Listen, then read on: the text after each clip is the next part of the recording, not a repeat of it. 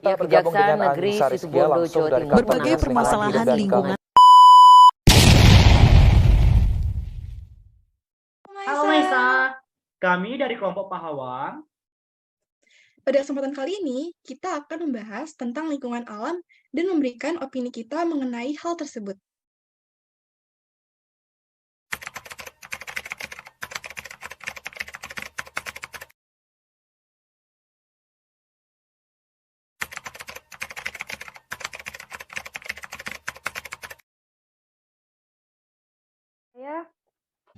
Apa yang tadi disampaikan itu benar sekali ya, karena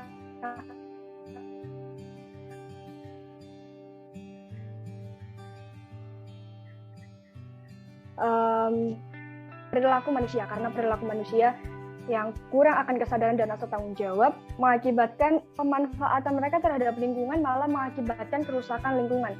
Maka dari itu menurut saya solusi dari ini adalah meningkatkan kesadaran dan rasa tanggung jawab dari manusianya sendiri.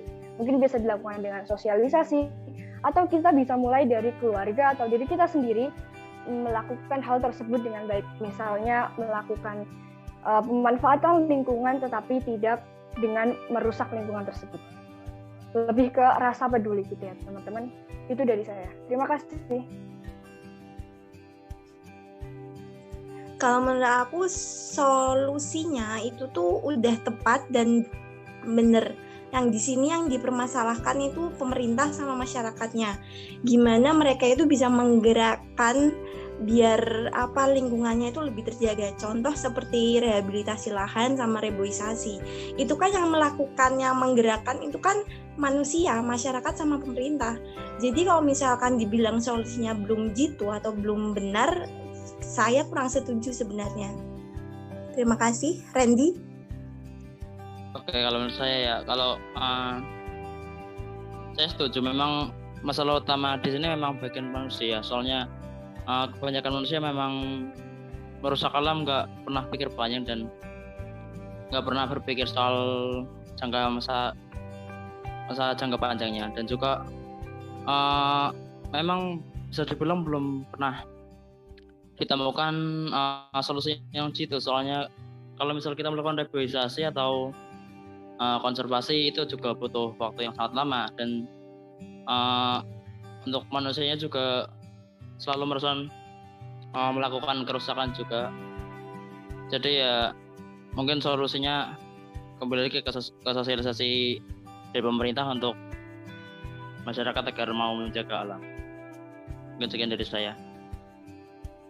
Oke, opini saya tentang limbah domestik air itu merupakan limbah cair hasil pembuangan dari rumah tangga, perdagangan, perkantoran, dan sarana prasarana sejenisnya. Penyebabkan ini tuh diakibatkan oleh aktivitas manusia. Dan pencemaran air ini mengakibatkan menurunnya kualitas air yang sebenarnya, yang dapat digunakan untuk semestinya, tapi tidak bisa karena pencemaran air tersebut. Terima kasih.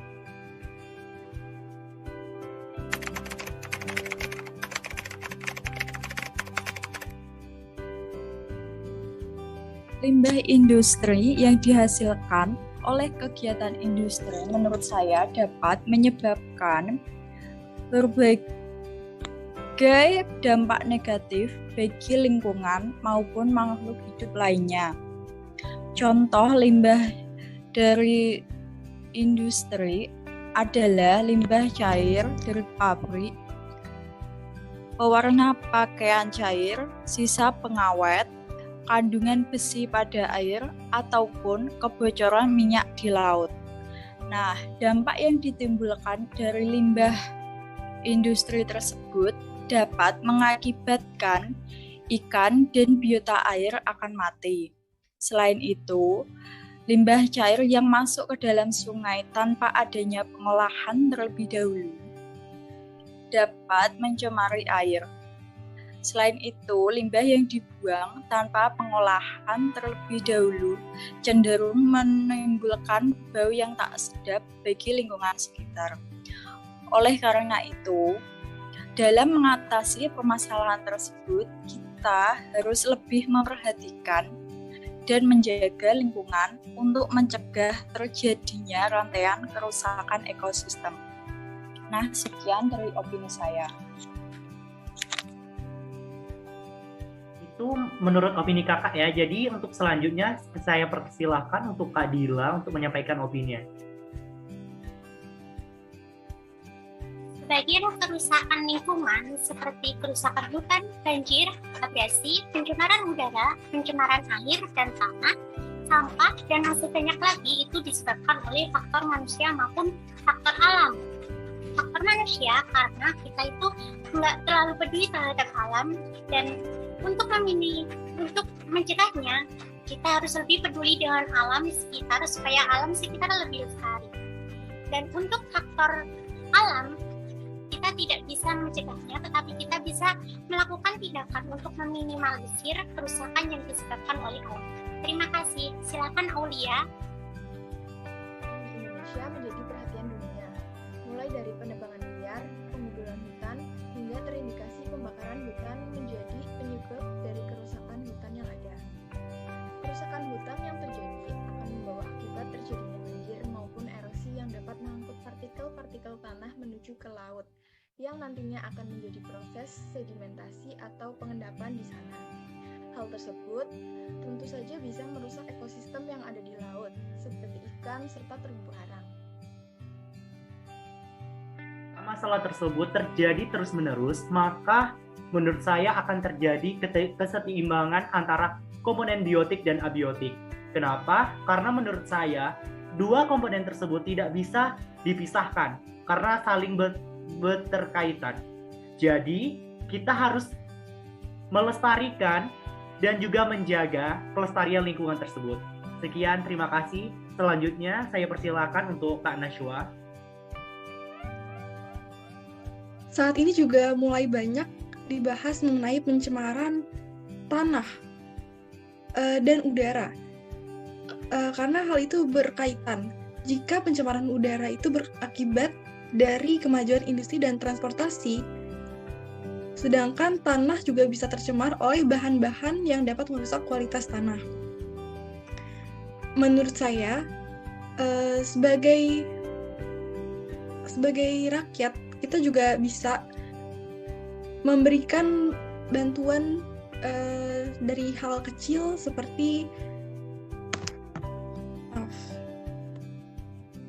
melakukan daur ulang sampah dan tidak membuang limbah seperti deterjen ke tanah, karena sebenarnya menurut saya pencemaran tanah itu tidak hanya disebabkan oleh industri saja, namun rumah tangga juga, malah rumah tangga itu lebih banyak mengakibatkan pencemaran tanah daripada industri sekarang ini.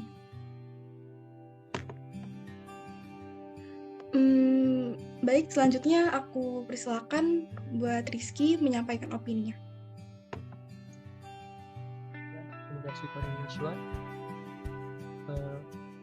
Berdasarkan teks di atas tadi sudah kita ketahui bahwa banyak sekali contoh dampak dari pencemaran tanah dan pencemaran air yang terjadi di lingkungan sekitar kita. Menurut saya, sudah seharusnya sesama masyarakat kita itu lebih menumbuhkan lagi sikap antara peduli lingkungan, karena bahwasannya seperti yang kita tahu, kita di dunia ini hidupnya bukan bisa itu, sudah seharusnya kita menjaga alam di lingkungan kita. Dan juga sebenarnya tidak perlu terlalu menyalahkan pemerintah, bahwasannya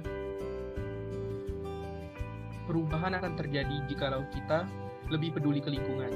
Dan juga untuk pemerintah ada baiknya lebih mempertegas lagi regulasi maupun hukuman, baik berupa denda maupun penjara, bagi pelaku-pelaku yang telah merusak lingkungan di sekitar kita. Mungkin itu saja opini dari saya. Dipersilahkan kepada Ola untuk menyampaikan opininya. Terima kasih.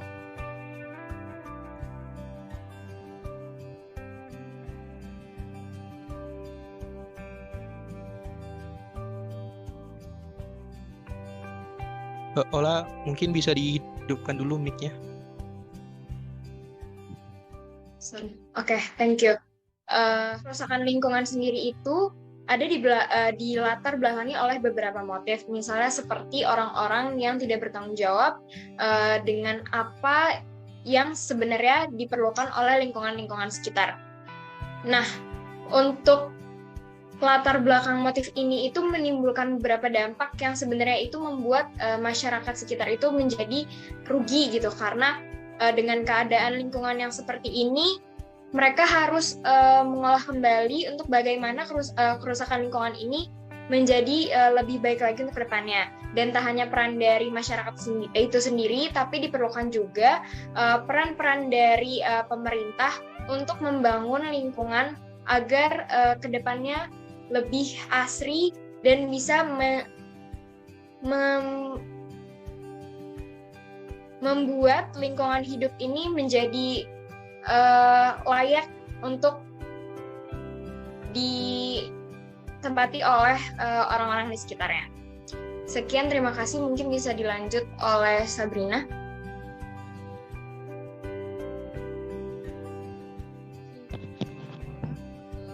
Penegakan hukum tanpa tebang pilih menjadi salah satu agenda mendesak. Begitu juga regulasi yang dapat mengurangi kemungkinan terjadinya pelanggaran dalam mengelola hutan, sumber daya alam, lahan pertanian, dan bendungan. Lalu apa saja yang dapat diperbaiki permasalahan tersebut? Silakan Dinda. Terima kasih Kak Sabrina. Untuk selanjutnya kita persilakan kepada Dinda.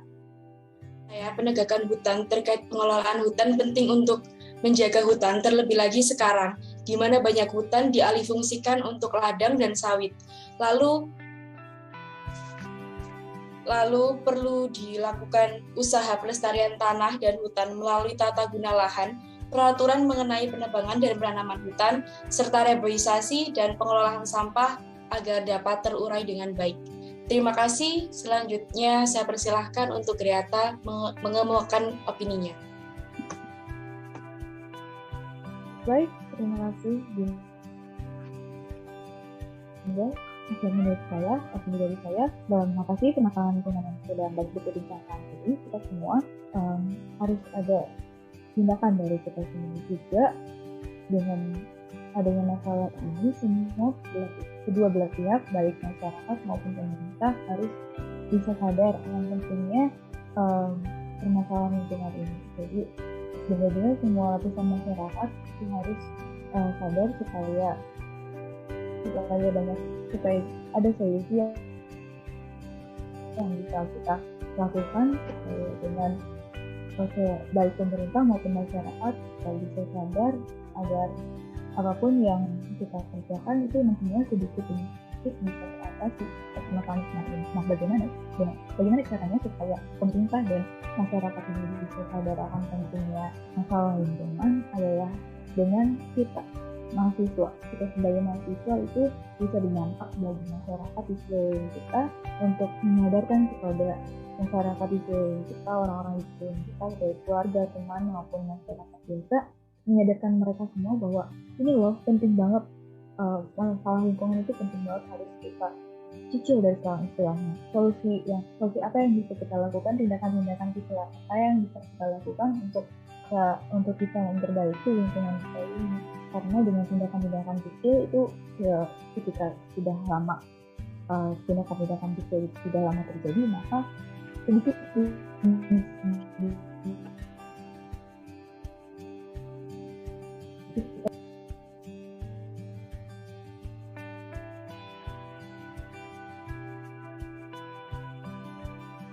saya silakan kepada Sisi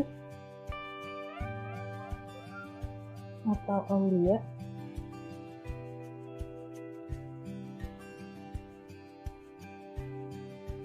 Kegiatan pembangunan yang dilakukan perlu memperhatikan lingkungan setempat. Misalnya dalam pembangunan jalan tol, kondisi lahan yang dilewati pembangunan jalan tol adalah lahan pertanian produktif. Perubahan fungsi lahan yang sebelumnya berupa sawah menjadi jalan akan mempengaruhi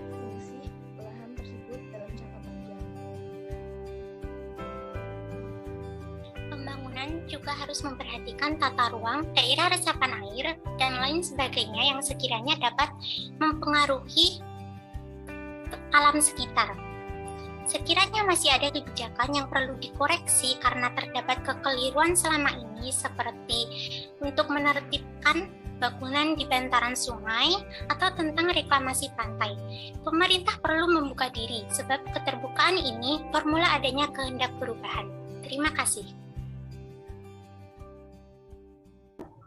Benar yang dikatakan teman-teman saya sebelumnya bahwa ajakan dari pemerintah itu sebaiknya bukanlah sesuatu yang hanya sebatas himbauan atau ajakan saja, tetapi masyarakat butuh tindakan yang lebih konkret untuk bagaimana dengan solusi dari pemerintah ini bisa menjadi sesuatu yang berdampak benar-benar berdampak positif bagi masyarakat, yang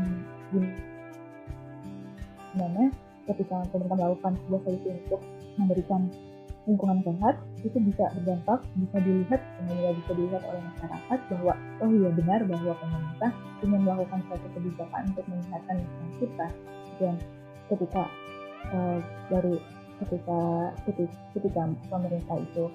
pemerintah hanya bisa memberikan imbauan atau ajakan biasa, jangan heran jika masyarakat biasa itu, masyarakat lain hanya bisa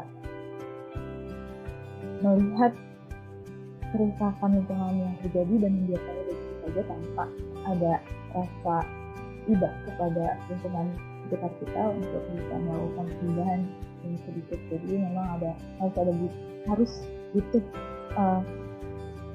gerakan yang konkret dari pemerintah itu sendiri supaya masyarakat bisa melihatnya dan melakukan perbaikan lingkungan. Terima kasih.